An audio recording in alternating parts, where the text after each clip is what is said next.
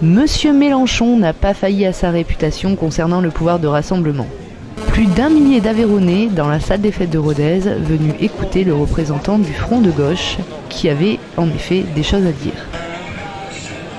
2 heures passées de meeting qui n'a pas été pour déplaire à Guillaume Sériès, élu Midi-Pyrénées Front de gauche. Amis, camarades, mesdames et messieurs, vous qui aspirez encore à une société du bien vivre, à une société du bonheur, à une société de l'égalité et du partage, bref, vous qui partagez les valeurs de la République et les valeurs du socialisme, il me revient de vous accueillir au nom des partis qui composent le Front de gauche en Aveyron, le Parti de gauche, le Parti communiste français, la gauche anticapitaliste et République et socialisme.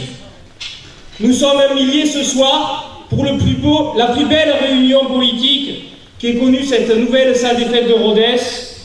Je vous demande d'accueillir Jean-Luc Mélenchon, qui a réuni 4 millions de voix sur son nom, au nom du Front de gauche, à la dernière élection présidentielle, qui a suscité un souffle d'espoir, de mobilisation dans notre peuple, y compris dans les catégories les plus modestes, des désemparés, des désorientés qui n'espéraient plus en rien, qui rejetaient la politique en bloc.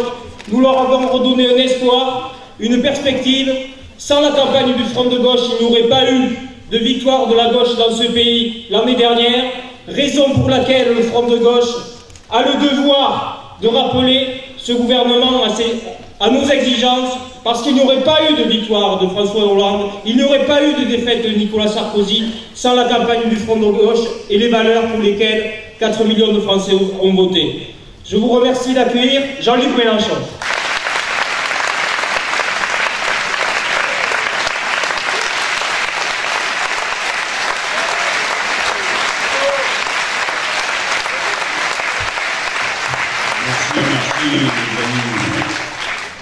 Merci à vous tous d'être si nombreux. Je suppose qu'à vous, ça vous fait plaisir de nous voir nombreux.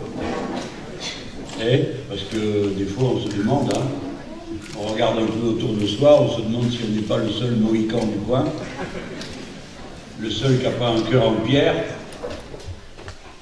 Et moi, ça me permet de recharger les batteries en vous voyant, parce que je m'identifie à vous tous. Et je sais que vos visages, vos sourires, vos saluts sont comme des embrassades pour avancer et faire la rude besogne qu'on a à faire en ce moment. L'espérance de vie en bonne santé en France, elle a reculé d'1 an depuis 2010 pour les hommes, mais c'est l'espérance de vie tout court pour les ouvriers. Les ouvriers, ils meurent à 59 ans en moyenne. Et les femmes, en 2012, pour la première fois, l'espérance de vie tout court des femmes a reculé. Elle est passée de 85 à 84 ans. Alors vous allez lire dans les bouquins et on va vous dire c'est normal. Et fument, et boivent, et mangent comme les hommes, et courent partout comme les hommes. Donc, c'est comme si c'était des hommes. Ça, c'est l'explication de Madame Michu et d'un certain nombre de personnes bien pensantes qui pensent que les femmes feraient bien de rester à leur place, qu'elles vivraient plus longtemps. Ça a toujours été comme ça.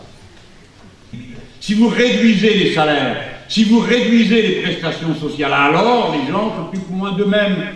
Et ils commencent par sacrifier tout ce qu'ils pensent pouvoir sacrifier. Et le premier des sacrifices qu'ils font, c'est sur leur propre santé. Et on est passé de 20% de Français qui retardent le moment de s'occuper d'eux, des soins dont ils ont besoin, on est passé à 30%. Et quelqu'un qui retarde le moment de se soigner parce qu'il est brave, il est courageux, il dit bah, je m'écoute pas, il ne faut pas s'écouter. On serre les dents, ça va passer. Quand il y va, c'est trop tard. Et alors toute la société s'appauvrit, parce que chaque fois qu'il y en a un qui part comme ça, ça m'ennuie de parler de compte, mais la société y perd, en richesse humaine, en savoir-faire, en affection d'unis aux autres. Comment voulez-vous que des gens à qui on explique matin, midi et soir que l'ennemi vient de l'extérieur et qu'il est à l'extérieur, pour quelle raison ne le croiraient-ils pas si tout le monde le leur dit, sauf nous? et que nous sommes diabolisés. Tout le monde leur dit, et même celui qui est de gauche leur dit. Ils s'y attendaient pas. Même le gars qu'on croyait être de gauche vient leur dire, oui, oui, ceux-là, ils ne sont pas assimilables. Il y a donc des êtres humains pas assimilables. Et l'autre vient dire, il faut que nous gagnions des parts supplémentaires de marché. À qui? Sur qui? À qui veut-on ajouter de la misère? Est-ce que ça ne vous suffit pas, les 300 pauvres diables qui se noient à Lampedusa? Si demain le Front National, comme je le pense, finit par englober toute la droite, et si en leur courant derrière, certains aggravent la situation, il faudra qu'il y ait cette force tranquille, organisée, disciplinée, consciente, qui ne perd pas pied, qui n'a pas peur, qui ne court pas se cacher au premier coup de pétard, on va dire, pour pas que ça fasse trop d'histoire. Ne pas avoir peur, avancer lucidement en sachant où nous allons. C'est ça qu'on prépare. Et l'élection municipale, c'est une élection nationale. Vous déplacez 40 millions de personnes, et vous prétendez que ce n'est pas une élection nationale, vous allez élire 500 000 élus, et ce n'est pas une élection nationale.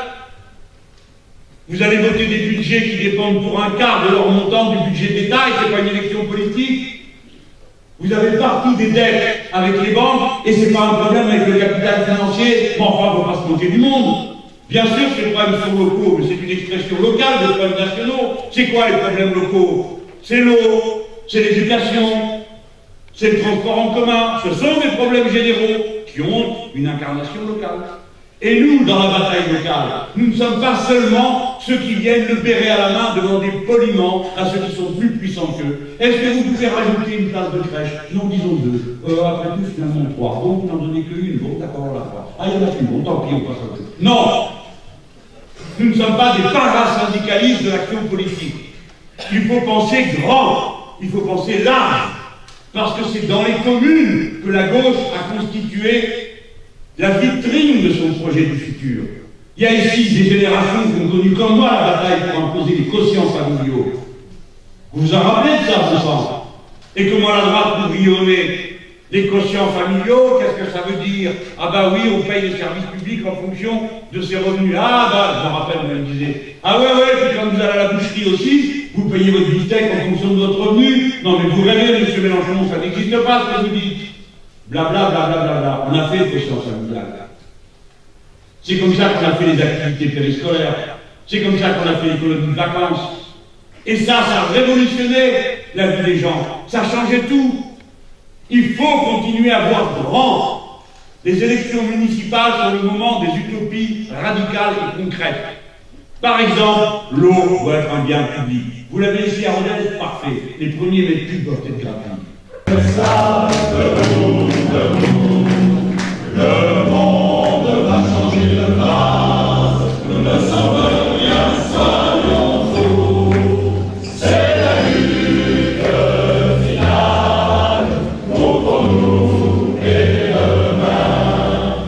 L'international sera le genre humain. C'est la lutte finale contre nous et demain. L'international sera le genre humain.